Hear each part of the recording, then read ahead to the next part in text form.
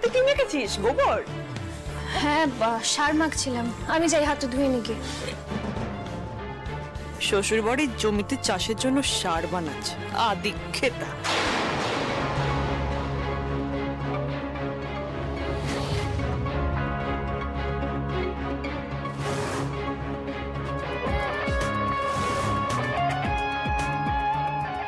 তলে তলে কি চলছে দেখলে? তার মানে পুতুল ময়ূকের সঙ্গে ছাদে ঢলাঢলির চেষ্টা করছিল। একেই বলে যার ধন তার নয়, নেপোয়ে মারে দই। নেপোক দেখছি পুরো দই সাবার করে দেবে, আর তুমি বসে বসে আঙুল চুষবে। না পুতুল, তুই আমার জিনিস কেড়ে নিয়েছিস। আমার জিনিস নিয়ে লীলা খেলা তোকে করতে আমি কিছুতেই দেব না। বলছি মিতুল ডার্লিং, বাজে কথা না বলে না মাথাটা একটু খাটাও। ওদের চার দেওয়ালের মধ্যে যে সম্পর্কের রহস্য আছে সেটাকে ফাঁস করে দাও। হ্যাঁ, মাথা খাটাও।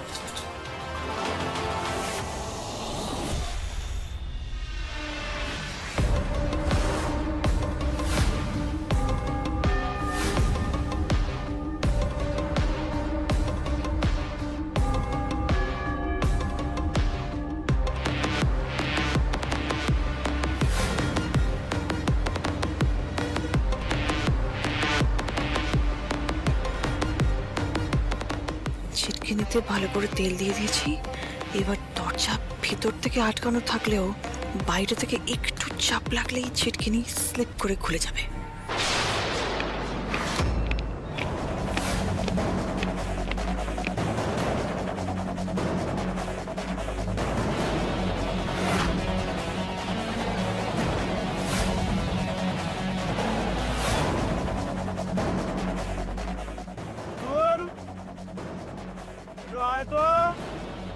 হ্যাঁ, আসছি।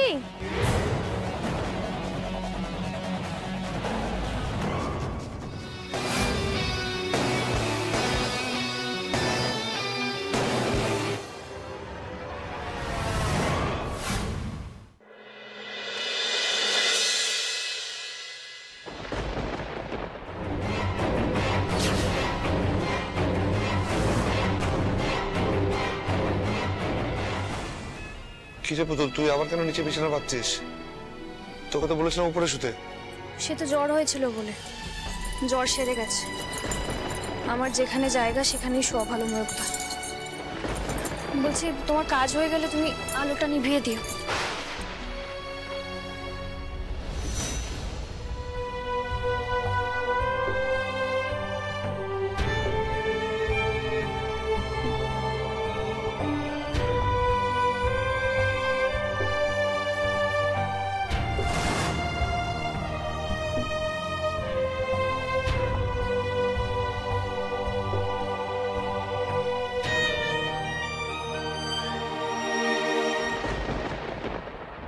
বাহ, ঘর অন্ধকার। পুতুল, এবার তোর জীবনে ঘোর অন্ধকার ঘনিয়ে আসে কেমন দেখ।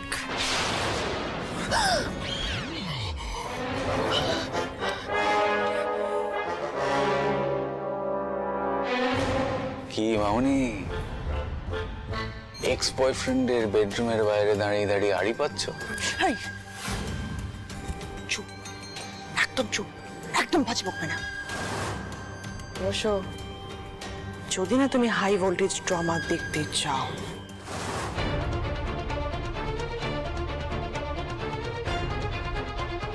High voltage drama, midnight show?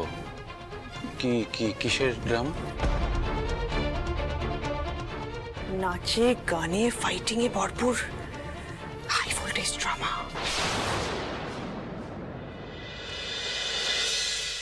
মেজমা আর ছোটকা দুজনে মিলে এই ওষুধটা কেন দিত ছোট মাকে? ওরা কি জানে না এই ওষুধটা কতটা খারাপ? নাকি কেউ বলেছিল ওদের এই ওষুধটা দিতে?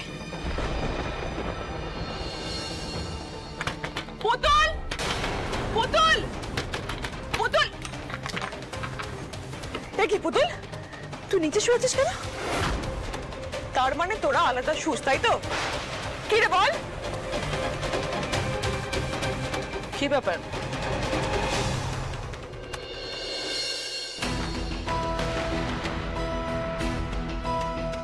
ওমা, তাই তো।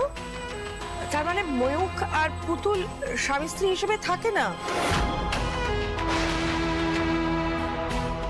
মাঠান, দিদিভাই, তোমরা জানতে?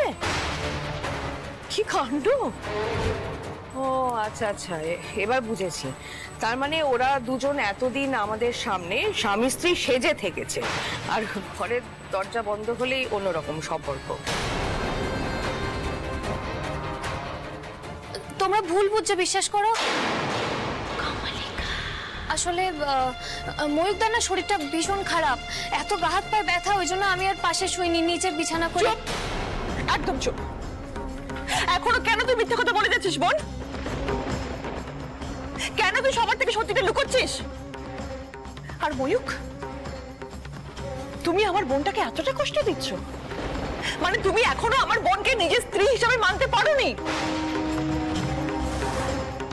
দেখলেন তো মাঠান, ইচ্ছের বিরুদ্ধে বিয়ে দিলে এটাই হয়। আমি বিয়ের আসরে দাঁড়িয়ে কতবার আপনাকে অনুরোধ করেছিলাম, বারণ করেছিলাম যে এই টিটিপিকে দয়া করে ময়ূখের গলায় ঝুলিয়ে দেবেন না। দেখলেন তো, আর ঝুলি থেকে সেই কঙ্কালটা বেরিয়ে পড়লই। তুমি পুতুলকে বিয়ে করো দাদুভাই। এতদিনেও যখন এদের মধ্যে সম্পর্ক গড়ে ওঠেনি, তার মানে আর কোনোদিনও করবে না। আমার তো মনে হয় এই বিয়ে আজ না হয় কাল ভেঙে যাবেই। চুপ।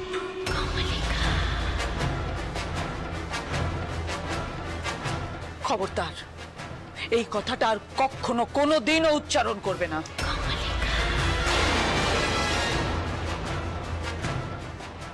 দাদু ভাই, মেজ বৌমা যেটা বলছে সেটা সত্যি। চুপ করে থেকো না, উত্তর দাও। তোমরা দুজনে মিলে বাড়ি শুদ্ধ সবাইকে এতগুলো দিন ধরে ভুল বুঝিয়েছো, মিথ্যে বলেছো।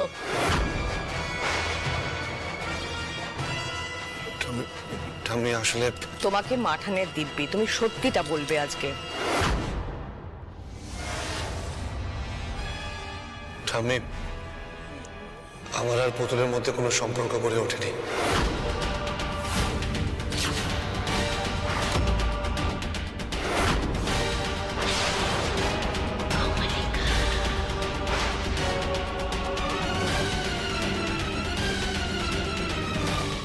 মা, মা, মা।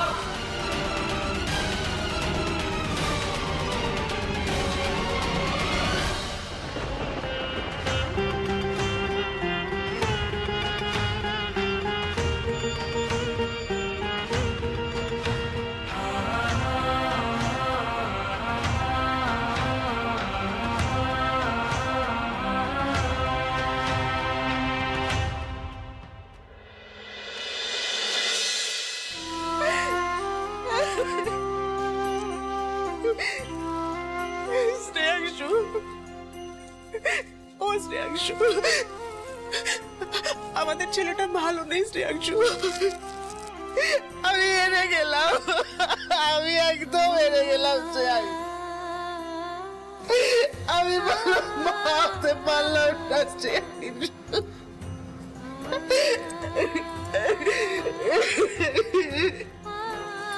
মা, মা প্লিজ কেঁদো না।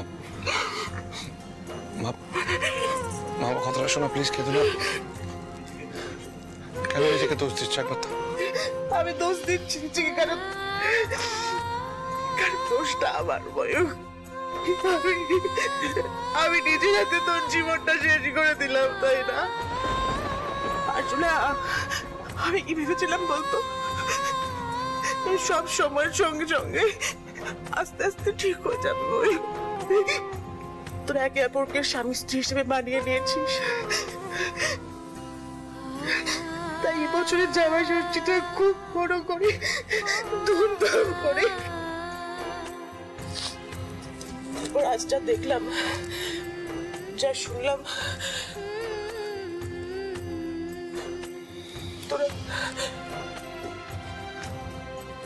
তোরা একে অপরকে স্বামী স্ত্রী হিসেবে কোনোদিন মেনে নিতে পারবি না না ময়ূক।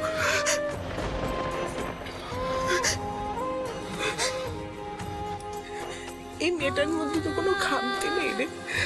না মা, না মা, ওর মধ্যে কোনো খামতি নেই। তুমি ভুল বুঝছো। দেখো মা, একটা সম্পর্ক গড়ে উঠতে তো সময় লাগে। আমাকে একটু সময় দাও প্লিজ। আমি তোমায় কথা দিচ্ছি মা, আমি পুতুলের হাত কোনোদিন ছাড়বো না।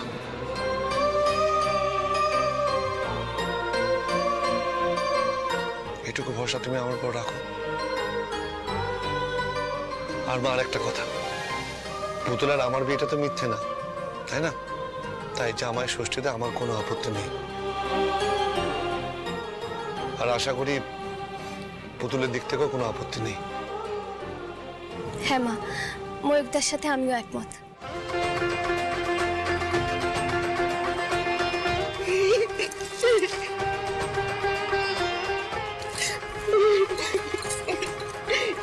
আমি যাই, আমি মাকে এক্ষুনি খবরটা দিয়ে আসি। ও মা, মা।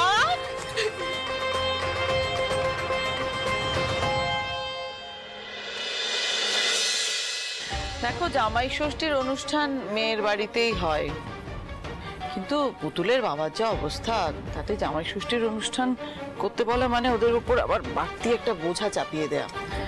তাই আমি ভাবছিলাম যে অনুষ্ঠানটা তো এ বাড়িতে করলেই হয়, তাই না কি? হ্যাঁ, আমাদের বাড়ির মেয়েগুলো এই বাড়িতে এসে জুটেছে। যেমন ময়ূকের কপাল খারাপ, তেমন মৈনাকেরও কপাল খারাপ। তত্ত্বপত্র তো দেওয়ার বালাই নেই, জামাই ষষ্ঠী পালন করবে সে মূলটাও নেই। মেজ বৌমা, সবার সবকিছু করার ক্ষমতা থাকে না, কিন্তু তার জন্য পুতুলের বাবা মাকে তুমি অপমান করতে পারো না। ঠিক বলেছেন। আমার মনে হয় আমাদের বাড়িতেই জামাই ষষ্ঠীটা হওয়া উচিত। হ্যাঁ মাঠান, ভালো হবে খুব। তাহলে এক কাজ করো, চাপাকে বলো পুতুলের বাবাকে একবার খবর দিতেও যেন এসে আমার সঙ্গে দেখা করে। আমি চলে যেতাম, তো পায়ের অবস্থা তো ভালো নয়। ওই চাষা ভূষদের আমি কিছুতেই এই বাড়িতে ঢুকতে দেবো না। আমিও দেখি মাঠান এই বছর কি করে জামাই ষষ্ঠী পালন করেন এই বাড়িতে। মাঠান না হয় ভালো মনেই ভাবছে, কিন্তু বাবার প্রচন্ড আত্মসম্মানে লাগবে। তাছাড়া এই বাড়িতেও যদি আসে হাতে করে কিছু না নিয়ে, বাবা তো আসবে না। কিন্তু টাকা কোথায় পাবো?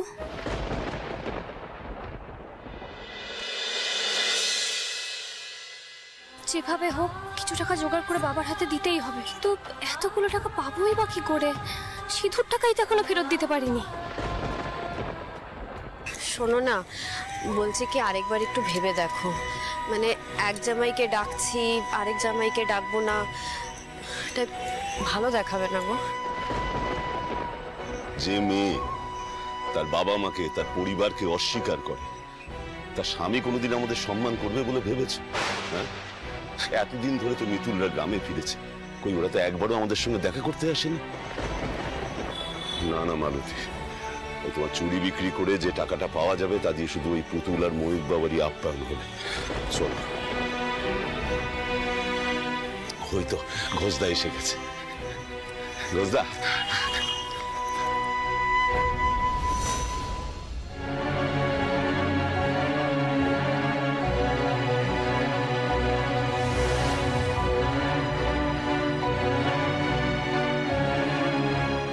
না স্বপন ভাই, এই চুড়ি বাঁধা রেখে আমি টাকা দিতে পারবো না, এতে প্রচুর খাদ আছে।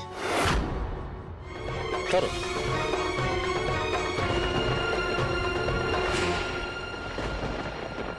পারলাম না মালতী, জামাই বরণ করা হলো না গো।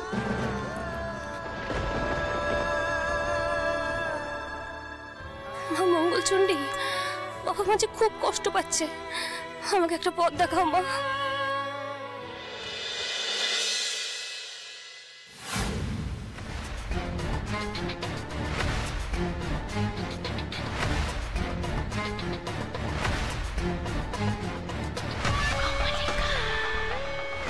নুন আনতে তো পান্তা ফুরোয় আপনাদের। জামাই ষষ্ঠী পালন করার খুব শখ না? ও এই জন্যই হয়তো দুই মেয়েকে শ্বশুর বাড়িতে পাঠিয়েছেন। এবারে ষষ্ঠীর অনুষ্ঠান বড় বাড়িতেই হবে। আপনারা দুজন ওখানে বা আপনাদের পরিবারের থেকে কেউ ওই বড় বাড়িতে পা দেবেন না, নচেত আপনাদের দুই মেয়ের জীবন আমি নরক করে দেব।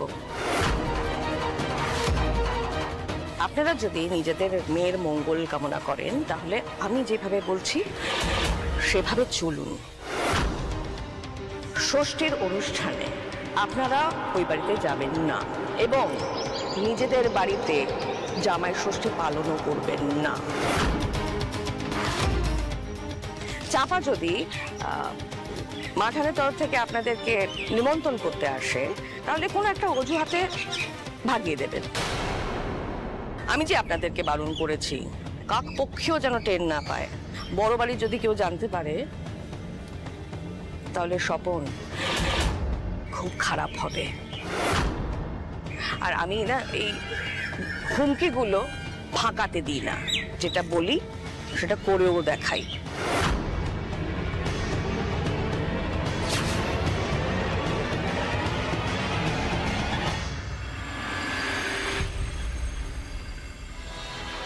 দাদু ভাই, তোমার সঙ্গে কথা আছে। ছোট বৌমা, তুমি আওয়াজটা একটু আস্তে করো না। দাদু ভাই, আমি ঠিক করেছি যে এবার জামাই ষষ্ঠী আমাদের বাড়িতে হবে। আমি একটা লিস্ট করেছি কি কি কিনতে হবে, কার কার জন্য সব লেখা আছে। তুমি কাল ভোর ভোর পুতুলকে নিয়ে বেরিয়ে যাও, কেনাকাটাগুলো করে নাও। আর আমি চাই পুরো কেনাকাটাটা কলকাতা থেকে হোক। কিন্তু আমি ফুল কেনার জন্য আমি কলকাতা অনেকবারই গেছি, কিন্তু জামা কাপড়ের দোকান তো সেভাবে আমি চিনি না। আমি চিনি, আমি ওকে নিয়ে কলকাতায় চলে যাব, অসুবিধা নেই। বেশ ভালো কথা। খালি চোখ বুঝে খুব যাবে কলকাতায় ড্যাং ড্যাং করে। বলছি যে মাঠান, এবার তো মিতুল আর মৈনাকেরও প্রথম জামাই ষষ্ঠী, তাই এক বোন কেনাকাটা করতে যাবে কলকাতায় জামাই ষষ্ঠী উপলক্ষে আর আরেক বোন বাড়িতে বসে থাকবে, সেটা ভালো দেখায় না। আমার মনে হয় মিতুলেরও যাওয়া উচিত। বেশ, যাকো। বেশ, তাহলে ওই কথাই রইলো। আমি ময়ূরকে নিয়ে ইনফ্যাক্ট ওই সিসিটিভির লোকটার সাথেও কথা বলে আসবো। খুব ভালো। হ্যাঁ, বাড়ির গাড়ি নিয়ে যাবে কিন্তু। পশ্চিমবঙ্গের 3 প্রান্ত থেকে 3 মা লক্ষ্মী আজ আসছেন আমার সঙ্গে খেলতে। তাদের কথা শুনবো, তাদের গল্প শুনবো। আগে তাদের ডেকে নি। এই প্রোগ্রামটা না খুব ভালো হয়। মাঠান একটু আওয়াজটা বাড়াচ্ছি। হ্যাঁ, এখানে খেলে ঘরোয়া মহিলারা প্রচুর টাকা জিতে নিয়ে গেছে।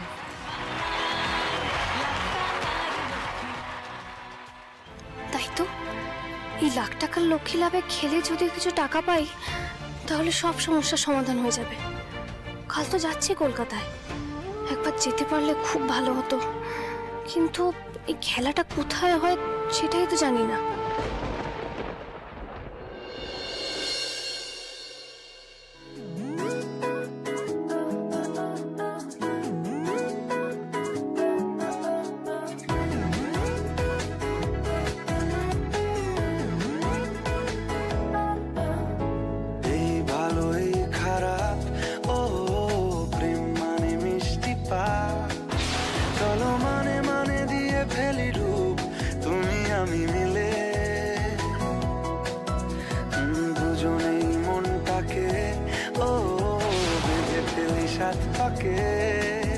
চলো ছোট খাটো করি ভুল চুক তুমি আমি মিলে,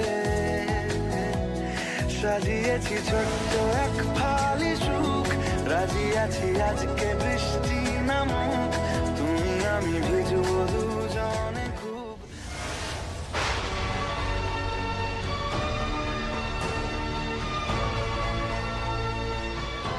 সরি সরি, আসলে জার্কিং হচ্ছে তো গাড়িতে, তাই ব্যালেন্স রাখতে পারিনি। সরি।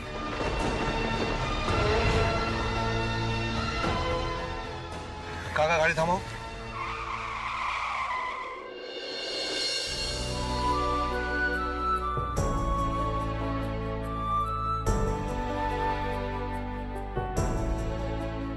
এই ময়ূক বলছি, আমাদের তো এই সিসিটিভি লোকটার কাছে যেতে হবে।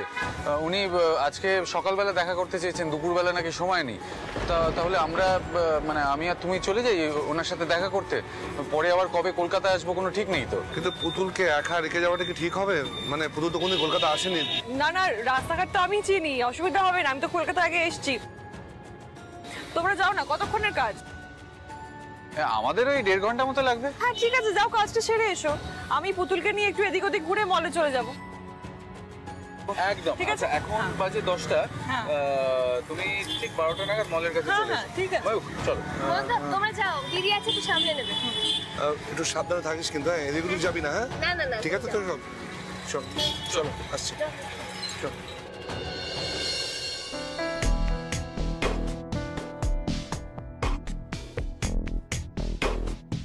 আচ্ছা শোন না বোন, তুই এখানে বস, আমি একটু ঘুরে আসছি। এখন কোথায় যাবি? আমি একটু পার্লার যাবো রে, রোজ রোজ তো আর কলকাতায় আসা হয় না, তুই তো বোর হবি বল, তুই এখানেই থাক, আমি তোকে কয়েকটা টাকা দিয়ে দিচ্ছি। এটা রাখ। আর দাদা, আপনার কাছে পেন আর পেন্সিল বা পেন কিছু হবে, খাতা?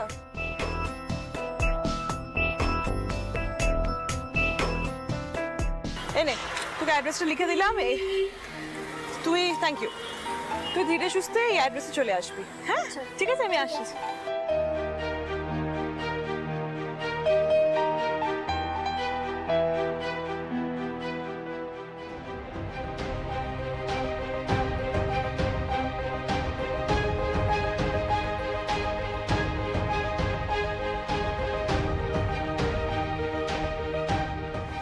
দাদা বলছি, এখানে একটা পোস্টার রয়েছে না, লাখ টাকা লক্ষ্মী লাভের, ওই খেলাটা কোথায় হয় একটু বলবেন?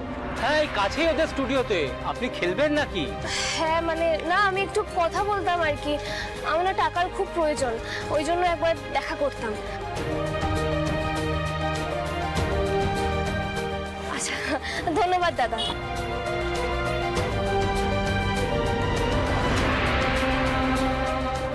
জয় মা মঙ্গলচণ্ডী, আজ সুদীপ্তাদির সাথে দেখা করিয়ে দাও মা।